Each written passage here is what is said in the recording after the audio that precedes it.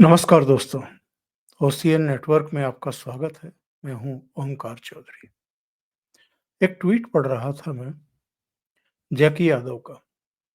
इन्होंने लिखा है कि इस देश के राजनेताओं को नरेंद्र मोदी से बहुत कुछ सीखने की जरूरत है। यूं ही नहीं कोई व्यक्ति 25 साल से सत्ता पर काबिज है।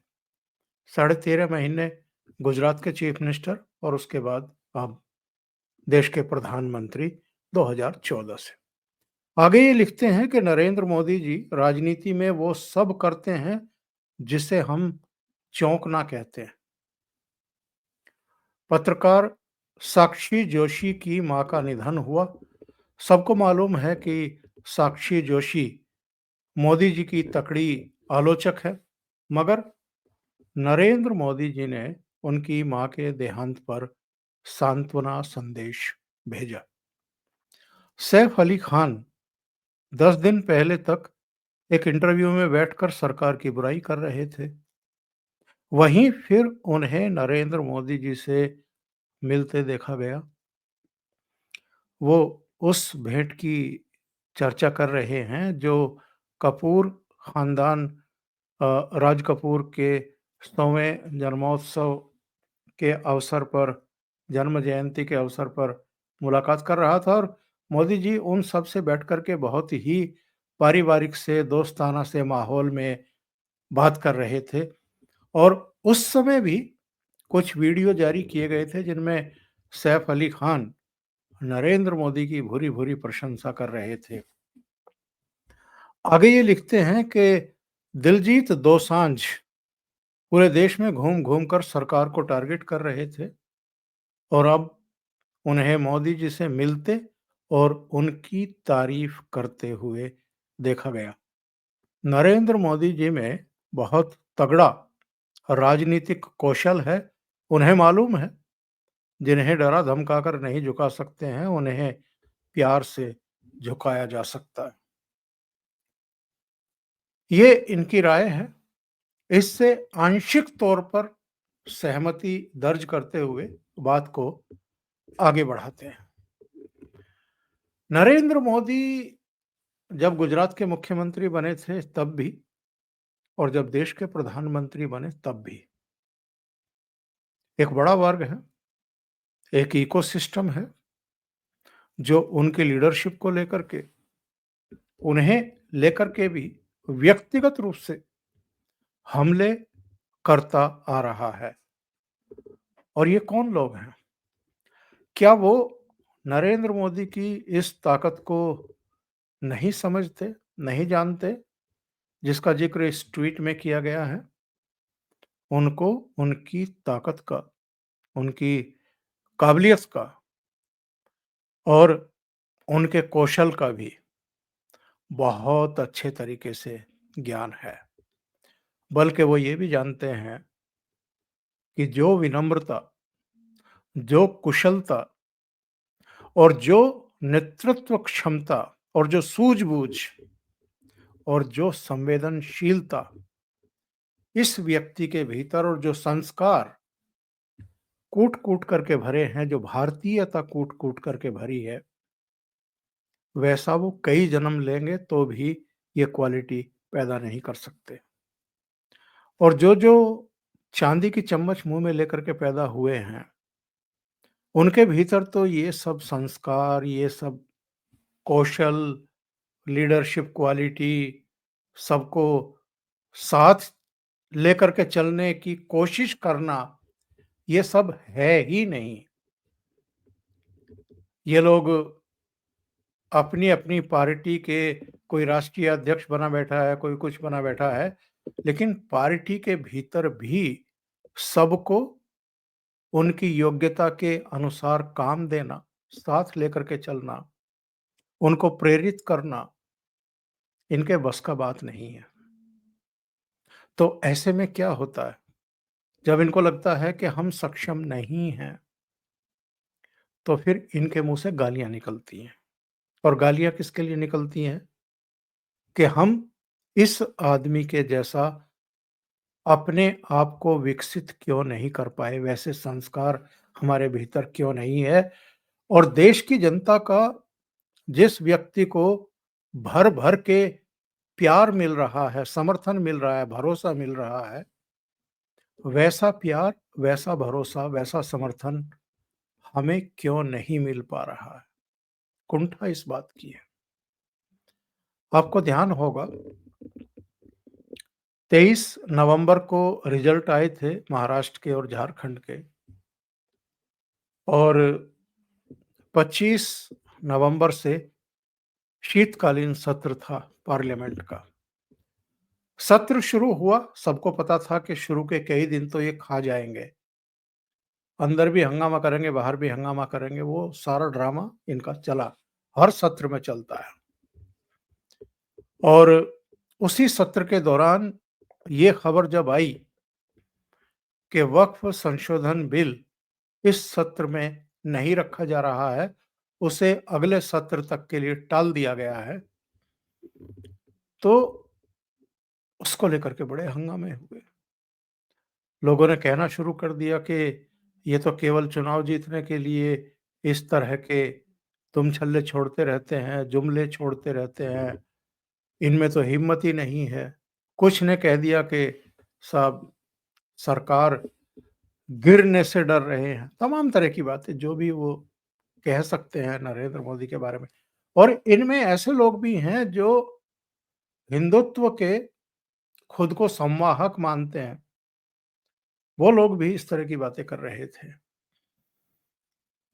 नरेंद्र मोदी अगर शीतकालीन सत्र से टाल कर के बजट सत्र में वो रिपोर्ट पेश करने का समय उन्होंने दिया और विधेयक पेश करने का समय दिया, तो इसके पीछे बहुत सोची विचारी राजनीति और रणनीति होगी। कुछ चीजें कहने को ना रह जाए, ऐसा इसलिए उन्होंने किया होगा कि किसी के अरमान शेष ना रह जाएं, इसलिए उन्होंने ऐसा किया। अब वो भी आ रहा है और वन नेशन वन इलेक्शन भी आ रहा है। वो भी जेपीसी को दे दिया गया कि सभी दल इस पे विचार करो। उसकी पहली बैठक भी अब होने जा रही है 1-2 दिन में ही।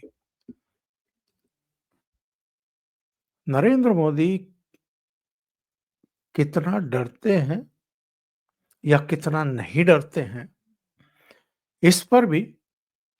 और ये जो आजकल चर्चा चल रही है ना कि साहब अब वो बात नहीं है जो 2014 और 2019 वाली सरकार की थी। क्योंकि 2014 में तो इनकी 282 सीटें भारतीय जनता पार्टी की अकेले ही थी। 2019 में तो और बढ़ गई थी, 303 सीटें अकेले भारतीय जनता पार्टी की थी।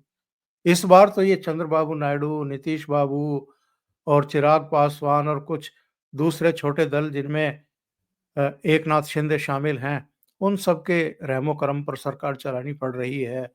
240 सीटें ही आई थी।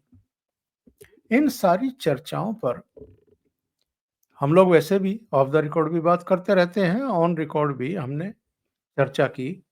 और भाव तौर से अगर 2 दिन पहले ही मेरे साथ जुड़े थे कुछ मुद्दों पर बातचीत करने के लिए, तो ये पार्ट मैंने अलग से रखा हुआ था कि जब हम इस मुद्दे पर चर्चा करेंगे किसी वीडियो में, तो भाव के साथ इस मुद्दे पर हुई चर्चा को दर्शकों के सामने रखेंगे।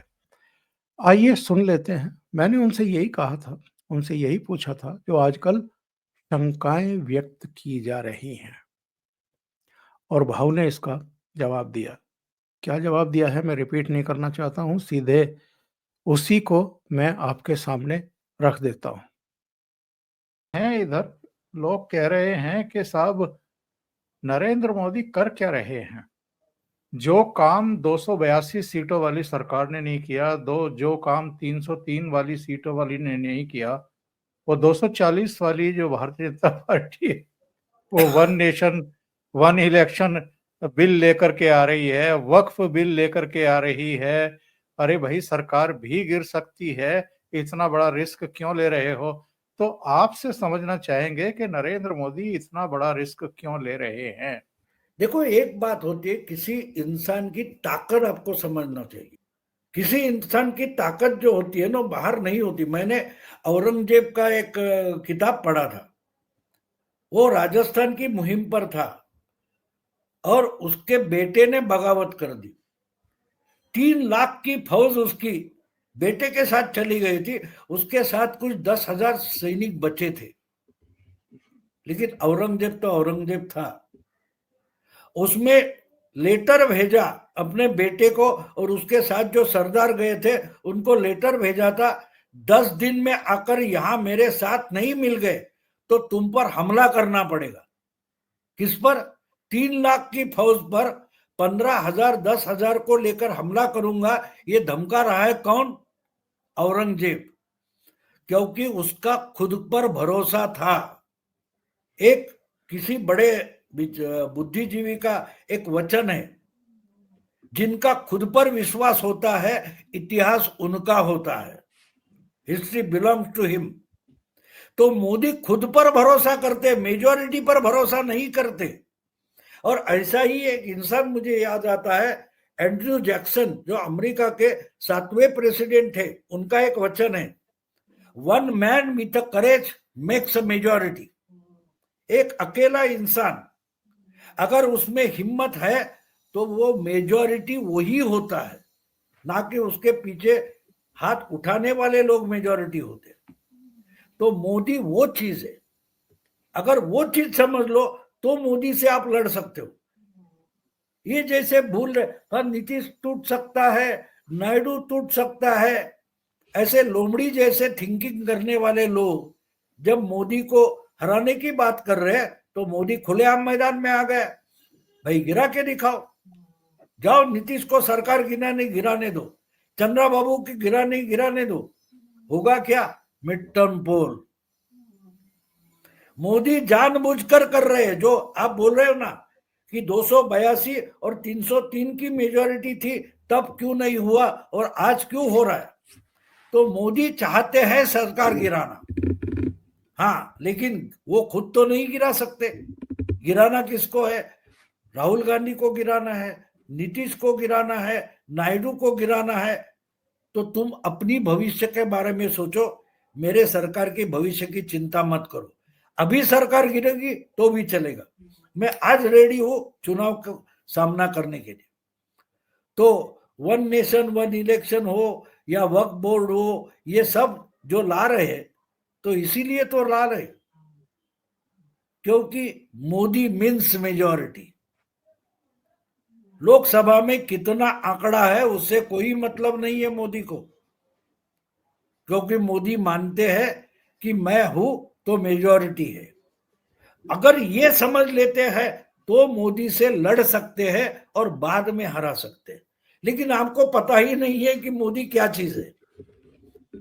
आप औरों की, मनमोहन सिंह हो या नरसिंह राव हो, उनकी लेवल पर जाकर अगर आप मोदी को ताड़ना चाहते हो, तोलना चाहते हो, तो आप मोदी को नहीं समझ रहे हो। और यही सब विश्लेषक एनालिस्ट गलती करते हैं, पॉलिटिशियन गलती करते हैं। वो मोदी को समझना ही नहीं चाहते और मोदी से लड़ना चाहते। तो आपके हिसाब से तो फिर कांग्रेस भी नहीं चाहेगी कि भैया सरकार को गिराओ, क्योंकि बिल्कुल 2014 में 44 सीटें, 2019 में 52 सीटें, इस चुनाव में कम से कम झूठ बोल करके, हिंदुओं को विभाजित करके, खटाखट करके 99 तक तो पहुंच गई। अगर फिर से चुनाव हो गए तो कहीं नीचे ना फिसल जाए। ऐसे ही आपके अखिलेश यादव है जो 37 सीटों पर पहुंच गए, सोचा भी नहीं, इनके पिताजी भी नहीं पहुंचे थे यहाँ तक। तो वो भी नहीं चाहेंगे, ममता जी भी नहीं चाहेंगी जो 29 सीटें जीत गई।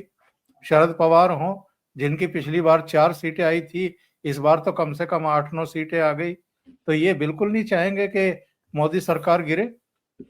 आप समझ गए मैं क्या बोल रहा हूँ? 70 साल हो गए, 70 से भी ज्यादा हो गए, 75 साल हो गए।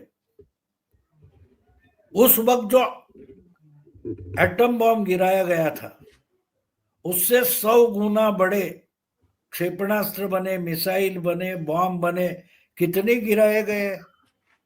वो दिखा रहा है, देख, जो हिरोशिमा पर फेंका था उससे 10 गुना मेरा बड़ा है।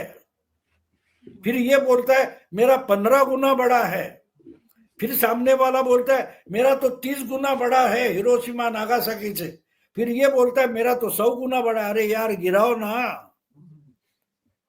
अणु युद्ध होगा, एटम वॉर होगा, इसका डर दिखाया जा रहा है, लेकिन साला एक चिरकुट बॉम्ब भी नहीं गिरा रहा है। क्यों भाई?